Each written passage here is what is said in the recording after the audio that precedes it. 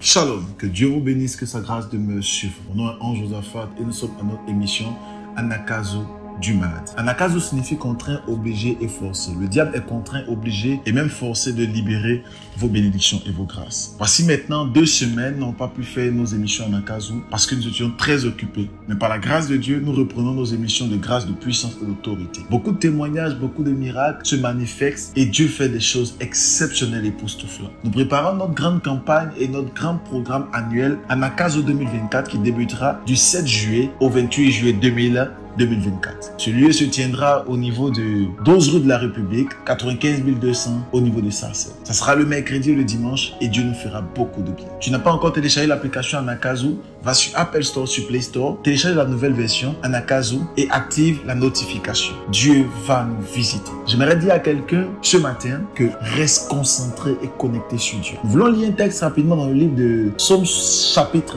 63 à son verset 2 au verset 3. La Bible dit, je paraphrase, que le psalmiste David prend la parole et dit: Éternel, j'ai soif de toi, j'ai faim de toi. Et longtemps j'ai compris que l'Éternel aimerait que toi et moi, nous puissions avoir soif et faim de lui. D'où le fait que cette semaine, nous parlons sur le grand thème rechercher Dieu. Et cela, enfants de Dieu, nous avons besoin de rechercher Dieu comme David. Vous allez vous rendre compte que David était un homme prospère, un homme fort dans les combats. David était un homme qui remportait toutes ses batailles. David était un homme aimé et puissamment béni. Mais dans le psaume 63, en son verset 2, David dit: mon âme a soif de toi. Mon âme a faim de toi. David, qui était si grand, qui était si prospère, qui était si élevé, dit qu'il a soif de l'Éternel. Nous comprenons aisément d'où la puissance, la richesse et la gloire de David tire sa force. Il tire sa force en l'Éternel.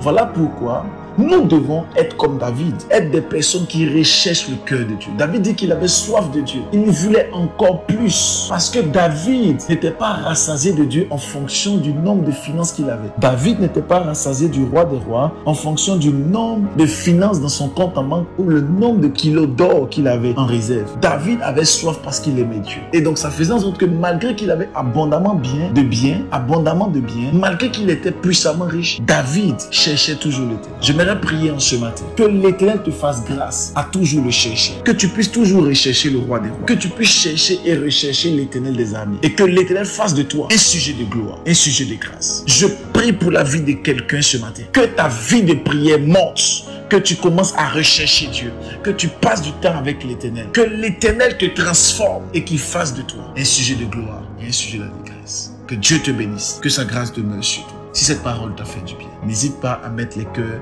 à liker, à inviter quelqu'un. Vous pouvez maintenant appuyer sur l'application, sur le mode partage et envoyer à plusieurs de vos amis sur WhatsApp, sur Instagram et de partout. Que Dieu vous bénisse. Et n'oubliez pas, notre devise, c'est la prière du matin, du midi et du soir. Et même la méditation du matin, du midi et du soir. Que Dieu vous bénisse. Et on se retrouve mercredi à 6h du matin. May God bless you.